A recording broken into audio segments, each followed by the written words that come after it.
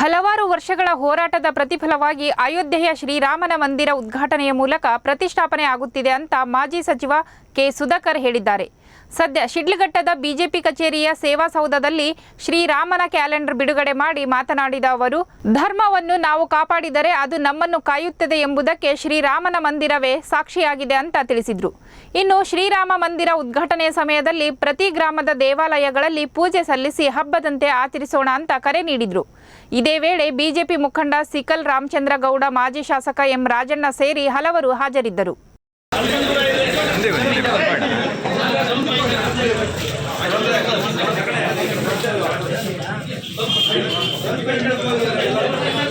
ಯಾರು ಸೈಡ್ ಬರೋಣ, ಕೆಲಸ ಮಾಡಿಲ್ಲ ಸೈಡ್ ಬಣ್ಣ ಸೋದರಿ ಕೊಡಕ್ಕೆ ಬಂದವರು.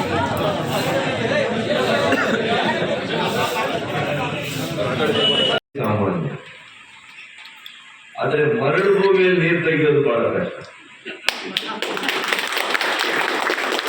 ಹೌದಲ್ವಾ? ಅಂತ ಒಂದು ಪ್ರಯತ್ನಕ್ಕೆ ಇವತ್ತು ಬಹಳ ಗಂಭೀರವಾಗಿ ಆ ಪ್ರಯತ್ನ ಮಾಡ್ತಾ ಇದ್ದಾರಲ್ಲ, ಅದಕ್ಕೆ ನಿಜವಾಗಿಯೂ ಕೂಡ ನಾನು ರಾಮಚಂದ್ರ ಗೌಡರಿಗೆ ನಾನು ಹೃದಯಪೂರ್ವಕವಾದ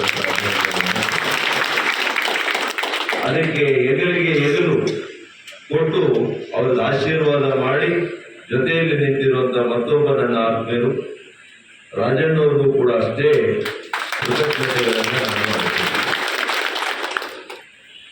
ಮತ್ತು ನೀವೆಲ್ಲ ಕೂಡ ಇವತ್ತು ಸೇರಿದ್ದೀರಲ್ಲ, ಎಲ್ಲ 36 ಗ್ರಾಮ ಪಂಚಾಯಿತಿಗಳಿಂದ ಕೂಡ ನೀವು ಬಂದಿದ್ದೀರಿ. ಇವತ್ತು ಶ್ರೀರಾಮನನ್ನ ಅವರ ಪ್ರಾಣ ಪ್ರತಿಷ್ಠಾಪನೆಯನ್ನ ಮಾನ್ಯ ನರೇಂದ್ರ ಮೋದಿ ಅವರು, ನಮ್ಮ ಪ್ರಧಾನಿಗಳು, ಈ 22ನೇ ತಾರೀಕು ಏನ್ ಮಾಡ್ಲಿಕ್ಕೆ ಇವತ್ತೆಲ್ಲ ನಿಗದಿ ಮಾಡಿದ್ದಾರೆ. ಅಂತ ಒಂದು ರಾಮರಾಜ್ಯದ ಕನಸನ್ನ ಶಿಡ್ಲಘಟ್ಟದಲ್ಲಿ ಸ್ಥಾಪನೆ ಮಾಡಬೇಕು ಅಂತ ನೀವೆಲ್ಲ ಕೂಡ ತೀರ್ಮಾನ ಮಾಡಿ ನೀವು ಬಂದಿದ್ದೀರಿ ಎಂಬೂ ಕೂಡ ನಾನು ಸ್ವಾಗತ ಮತ್ತು ಅಭಿನಂದನೆ. ಶ್ರೀರಾಮ ಅಂತಂದ್ರೆ ಈ ದೇಶದಲ್ಲಿರ್ತಕ್ಕಂಥ ಪ್ರತಿಯೊಬ್ಬ ವ್ಯಕ್ತಿಯ ಒಂದು ಆದರ್ಶ ಪುರುಷ.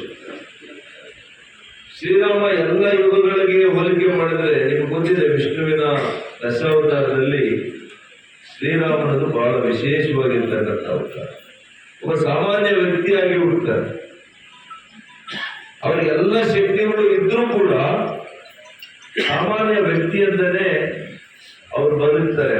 ಆ ಒಂದು ಅಂತ ಒಂದು ಶ್ರೀರಾಮ ಪ್ರಭು ಇವತ್ತು ನಮಗೆಲ್ಲ ಕೂಡ ಆದರ್ಶ ಆಗಿದ್ದಾರೆ. 500 ವರ್ಷಗಳ ಇತಿಹಾಸವನ್ನ ಈಗಾಗಲೇ ಹೇಳಿದ್ದಾರೆ.